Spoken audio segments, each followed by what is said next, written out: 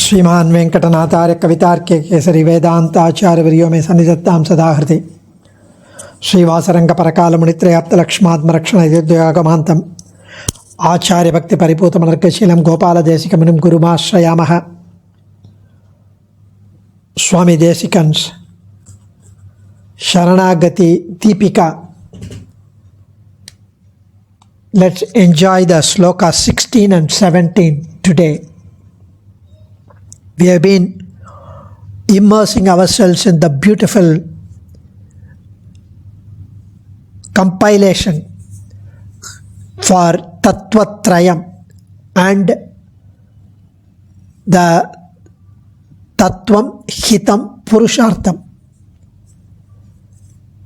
Tattvam, the real, the entities about Chit, Achit, Ishwaran, the sentient, non-sentient and the Lordship.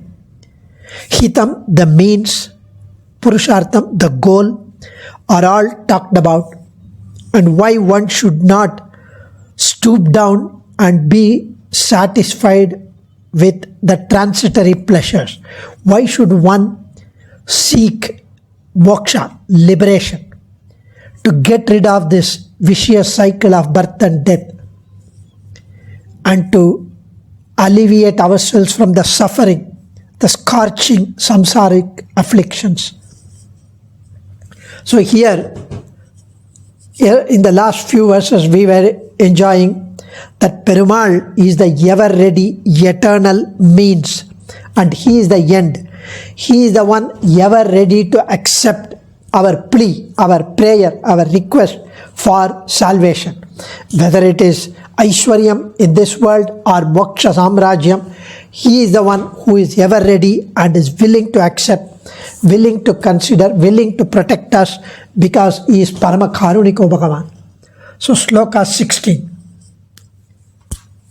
Bhakti Prabhattiratava Bhagavat Sadukti Bhagavam Staduktihi Tannishtasam Shrayayitiva Vikalpyamanam Yam Kanchidekam Upapada Yata Tvayaiva Tratastarantyavasare Bhavino Bhavabdhim Bhakti Prabhattiratava Bhagavam Stadukti Tannishtasam Shrayayitiva Vikalpyamanam Yam Kanchidekam Upayada Yam Kanchidega Mupapada Yata Tvayaiva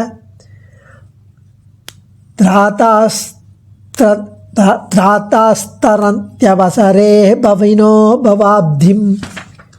Mokshopaya.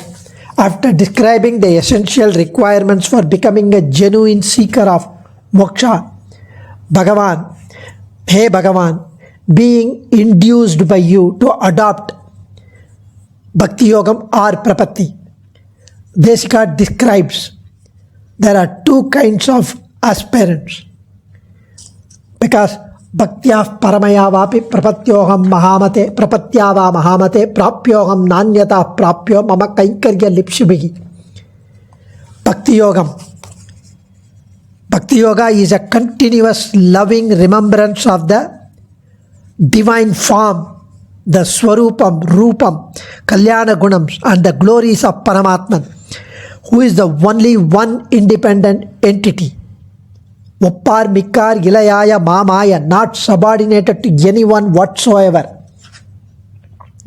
So, Bhakti or Prapatti or mere utterance thereof or close association with Acharya who has adopted it on our behalf. Men, the prapannas of this world get protected by you, and at the proper point of time they cross the ocean of samsara of birth and death.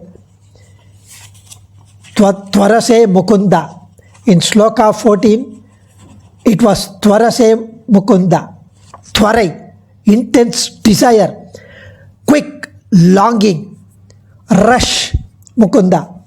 In Sloka 15 Yatase Mukunda, that hurry and anxiety on the part of the Lord to achieve our salvation. And attempts are made by him in that direction. They bear fruit only when he makes us adopt one of the two upayams laid down by Shastras by him to secure the moksham, to secure the release for us from this samsara sagaram. So, here he says there are 4 in number. 4 Bhakti Yoga or Prapatti. In Prapatti, there are 3 kinds of or 4 kinds of Sharanagati. So Bhakti Yoga, let's just describe. It's a continuous contemplation. The Lord is established in himself and he is not subordinate and subservient to anyone. The kind of continuous reflection or remembrance is a continuous process, just like the stream of oil poured from one vessel to another. This will be of the form of vivid perception of the Perumal. The kind of remembrance should be similar to the vivid, so continuous pouring of oil. How long should be practiced? It should be practiced day in and day out until the day he passes through Archiradi Margam to attain Paramapadam. It can happen in any Janma, not only this Janma. Could be 2 or 3 more Janmas. This meditation is called Janana Santati Vishesha, series of particular kind of knowledge of Parabrahman, which cultivates and which having a crescendo, ascendant, culminating in the final remembrance of the Lord. This Bhakti Yoga is to be supported by various accessories such as the performance of Varnashrama Dharma. One should have the ability or Shakti for practicing Bhakti Yoga. One should have gained necessary Jnanam from the Shastra regarding the various factors leading to Bhakti Yoga. One should not have the disqualification for Bhakti Yoga, such as birth in the lowest caste or whatever. One should have the sattvic patience for obtaining the final result after the exhaustion of all prarabdha karma by experience. And one should not expect few more births to attain moksha. So in the absence of any of this, he will not be qualified for Bhakti Yoga. That is inability to practice Bhakti Yoga, not having perfect knowledge of the scriptures, being disqualified by birth itself, not bearing any delay for moksha. So Desika describes the concluding factors for performing moksha. So it can be 1 or 2 or 3 or all of the conditions. Inability to practice Bhakti Yogam, not having perfect knowledge of the scriptures, being disqualified by birth, not bearing a delay in moksha. Can be anything. And that's what is so beautifully talked about in this. Prapannat anyesham nadishati mukundo nijapadam. Prapannascha dvedha sucharita paripaka vidya. Vilambeva praptihi bhajana sukhamekasya vipulam. Parasyashu praptihi parimita rasa jivita dasha. The Lord does not accord his abode to those who are other than prapannas. It should be prapatti for getting the challenges, hurdles removed to perform Bhakti Yoga, or the prapatti on behalf of Bhakti Yoga in Bhakti Yoga sthanam, surrendering to Perumal with unconditional faith. So it can be twofold. One will be utterly helpless, akinchana, and the other who can perform sadhana like Bhakti Yoga, but performs prapatti to perform Bhakti Yoga. So both of them attain the Lord at different periods according to their sadhana.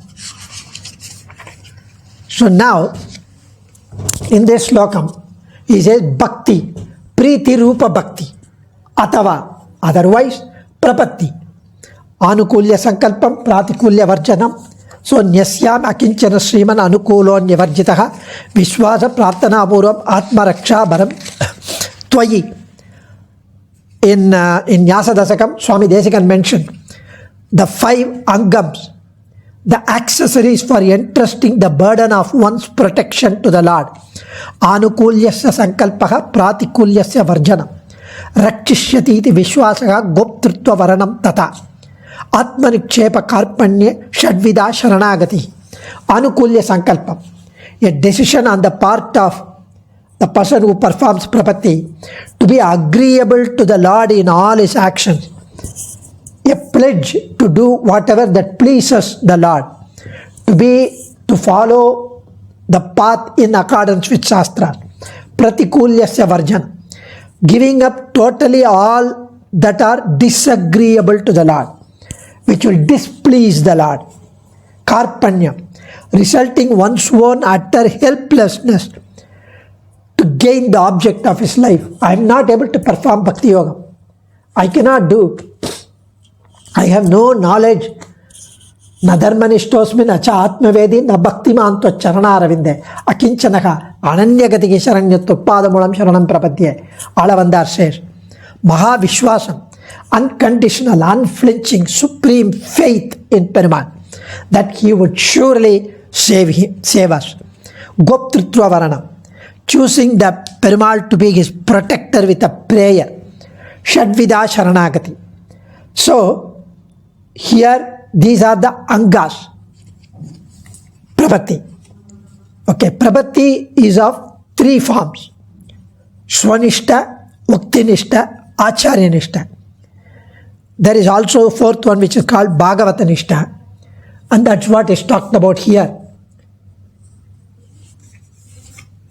Yedenam yam kanchidegam. That's what Swami mentions here. Yam kanchidegam upabada yatatvayaiva.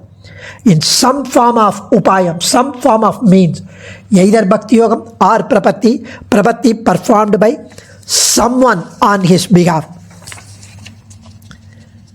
When one takes refuge, it can be swanishta. Swanishta being steadfast in surrendering unto the Lord by oneself, by himself, as one will be equipped with necessary knowledge about performing prapatti, procedure of performing prapatti, sharanagati, and the other three are uktinishta, acharyanishta, bhagavatanishta.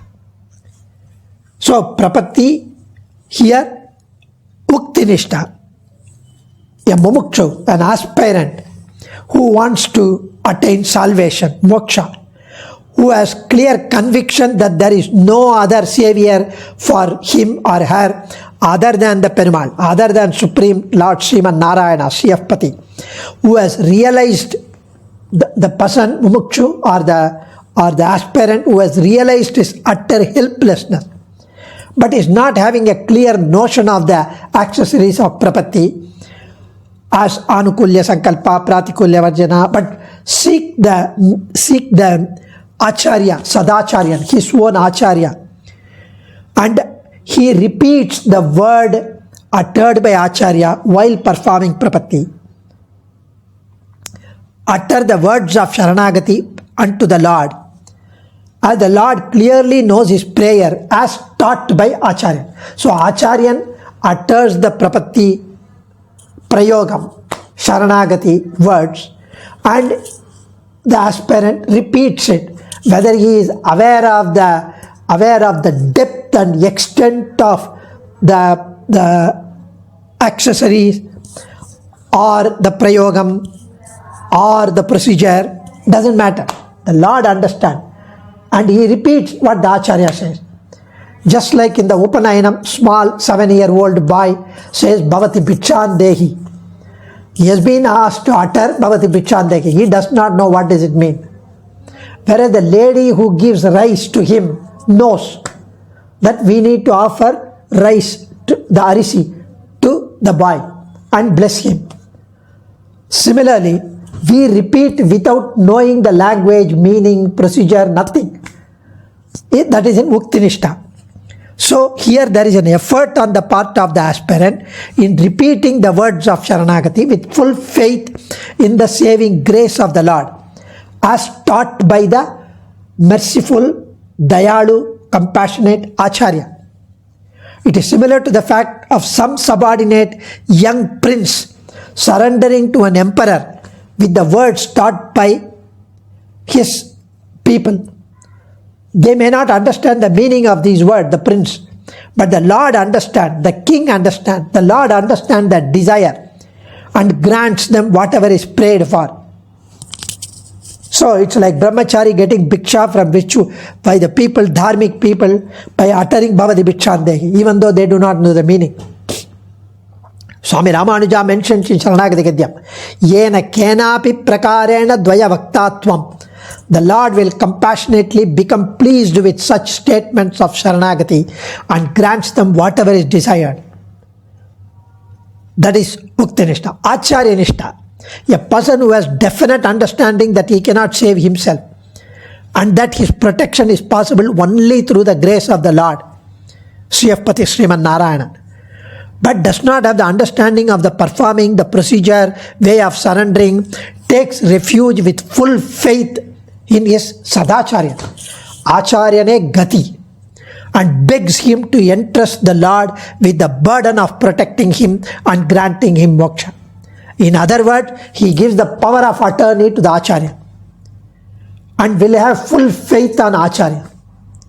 The Acharya, on the other hand, goes into the Perumal Sannidhi, asks the aspirant, his Shishya, to keep performing Dandavat Pranamams or utter Dvaya Mantram inside his lips without being heard outside. Like that, just be outside and keep prostrating, utter Dvaya Mantram. But the prostrating or utter Dvaya Mantram is not a prerequisite, is not necessary. He just needs to be there and the Acharya performs on his behalf. If he is not doing anything, the aspirant, he would be looking at the phone, Instagram, Facebook. So better he keeps himself occupied with the contemplation, uttering Dvaya Mantram or whatever. In fact, the Acharya Nishta can be performed even remote when somebody is bedridden, somebody is somewhere else. On his behalf, the Acharya can perform Prapatti. And the Acharya would mention his name, Gotram, and then perform. One who has taken this body, for on behalf of that particular soul, Acharya performs Prapatti. Here, the Acharya entrusts the Lord with the burden of protection of that soul on behalf of that soul. The Acharya secures liberation for that soul from Perumal, and that person has only to entrust the responsibility of getting his liberation with Acharya with complete, full, unconditional, unflinching faith. So, this is what is mentioned in this beautiful slokam. Swanishtai, Muktinishtai, Acharya Nishtai. Of course, there is something called Bhagavata Nishtai, where instead of the Acharya, it could be a Bhagavatottama who is aware of the procedure. He can perform. So, it may be asked how it could be believed that one would attain spiritual perfection by seeking an Acharya alone without one's effort for moksham. How is it possible? For this question, the statement of Mudali Andan gives a beautiful answer. When one has an association with an Acharya and has unconditional, unflinching faith on an Acharya, begs him to perform Prapatti on his behalf, he is sure to be saved by the Acharya. Just like a lion that leaps from one mountain to another, carries along with it the worms and other beings, taking refuge in its body in the same way. When Sri Bhashyakarar crosses over samsara, we will also cross over samsara if we are closely devoted to Bhashyakarar and entrust ourselves with him. That is, to the Prakritam Acharya. This is an example to impress on the point that relationship with the Acharya is of utmost importance. In fact, Desika has given an example in Nyasa Tilakam when he extols the role of Acharya and significance of an Acharya Nishta. Andho ananta grahana vajago yati rangesha yadvat pankur naukha कुहरनिगितो नीयते नाविकेन भुङ्क्ते भोगा न विदितनृपः सेवकस्यार्भकातिः त्वत्सम्प्राप्तौ प्रभवति तथा देशिको मे दयालुः. What a beautiful slokam. This slokam, it talks about Acharyanishta. A blind man can take the arm of a normal person to walk along. He can have faith on a normal person who has eyes to take the blind man to cross the road. A lame man, a nondi, can reach his destination on the other bank by sitting on a ferry boat. The child of a servant of a king, the child of a servant of a king does not know the king, does not know where his father works, but he enjoys the fruits of the father's position. Though he is unaware of the king or royal comforts, nothing. In a similar manner, a person who lacks the knowledge or physical power for prapatti can rely on the acharya just like a blind man or a layman or a child of the servant. He fills up the gap as a helper to a blind man or the boatman to the lame man or the father to the child. The full blessings of the Lord will be available to a disciple because of the acharya. When the acharya performs prapatti on our behalf, obviously the Lord would be more pleased than ourselves. Even if the disciple knows little of the theistic ontology, little of Bhagavan's protection. Even if there are people who perform prapatti for a 1-year-old baby. What does the baby know? The acharya performs on the baby's behalf. And when the baby becomes big, he or she would get a bhagyam to undergo all these things by listening to this Saranagathi Stotram itself and get to know how blessed was he or she that he or she was performed prapatti at the age of 1 itself. So this is a beautiful slokam. And then we have the next slokam where we talked about Nana Vidai Akapatair Ajahat Swabhavaihi Aprakritair Nijavihara Vashena Siddhaihi Atmiya Rakshana Vipaksha Vinashanartaihi Samsthapayasyanaga Janmabhiradya Dharmam. Such a great slokam where it talks about by the faultless births which are of various and varied forms that we take. We are bound by karmas. We are bound by karmas when we take birth. Whereas when Perumal takes birth, it is completely blemishless, flawless. He has taken a will, sankalpam, to take birth. Nana vidhair akapatair ajahat swabhavaihi aprakritair nijavihara vashena siddhaihi atmiya rakshana vipaksha vinashanartaihi samstapayasya nagajanma bhiradya dharmam. The flawless births, adyaha, you are the adikaranam, you are the Jagat Karanam. You are Ajayamano Bahuda Vijayate Pirapatra Adi Purushan. You are never born, but you take birth. After having referred to the various steps taken by the Lord out of his own daya to redeem people from samsara, we saw Desika now refers to this slokam to the excellence, the exceptional excellence of the Lord's avataram, incarnations. Nana vidaihi. So here, you are taking avatarams. Yennindra yonimai pirandai imayor talaiva, Nammalvar says in Thiruvaruttam, first slokam, first pasunam. Yennindra yonimai pirandai, Deva, Manida, Mrigam, Pakshi, you are taking so many avataram to be one among us. Akapatai.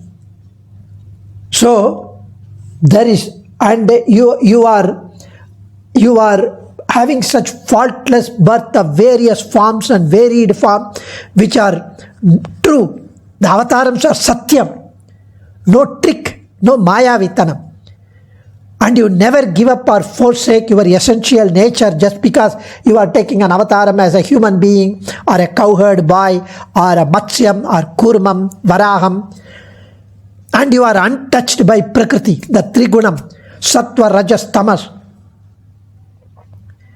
You have taken these birth because of your sportive instinct, and you are taken to protect your own people and destroy their enemies, to establish the dharmam, paritranaya sadhunam vinachaya cha dushkritam, dharma samsthapanarthaya sambhavami yuge yuge. The twin purpose of avatar, sadhu paritrana, to protect the sadhus, and dushkrit vinacha, to destroy the enemies of the sadhus. Atmiya rakshanam vipaksha vinasham, or talked about. The sadhus pertain to the Lord himself. Hence they are referred to as Atmiya, his own people. Vipaksha means enemies of his devotee, because he himself has no enemies. Enemy of his devotees.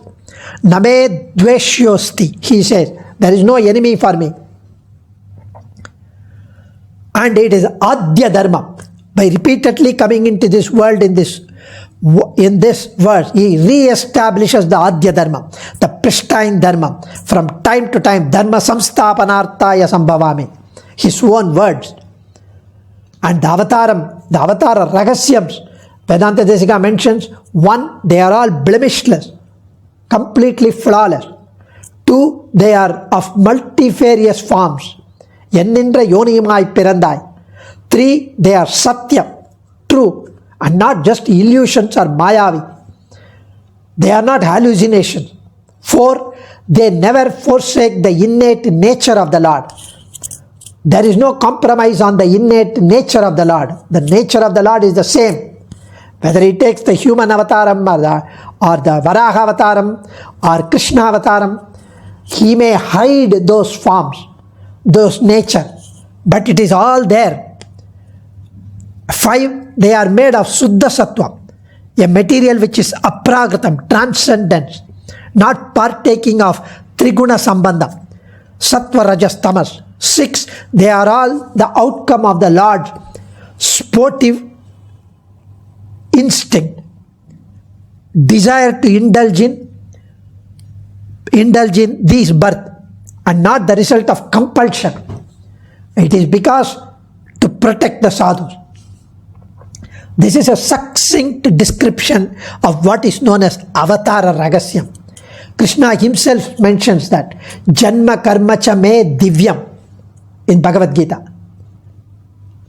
So, with this, we need to know that the Lord, primordial chief, Karana Bhuta, you take a variety of births that are true, have nothing mysterious, no mayavitanam, no hallucinations, no mischief. Your innate nature, the supremacy, the Suddha Sattva Gunam, all are present in pristine, pure form in every avatar. The avatara, the forms, whether it's a fish or Nrsimha or Rama or Krishna, are all reckoned to be supernatural. The physical bodies are not like that our body. They are adopted for sport, for your sport, for enjoyment, and for bhakta's enjoyment. They have no admixture of the Sattva Rajas Guna. Your purpose in taking them is to protect your own men, sadhus, bhaktas, and to remove their enemies. You establish dharma in the process. So the true nature, the difficult to comprehend of this avataram is very important for a soul's progress towards salvation. Adiyan, Dhanyosmi. Kavitarkika Simhaya Kalyana Gunashaline Srimate Venkateshaya Vedanta Gurave Namaha.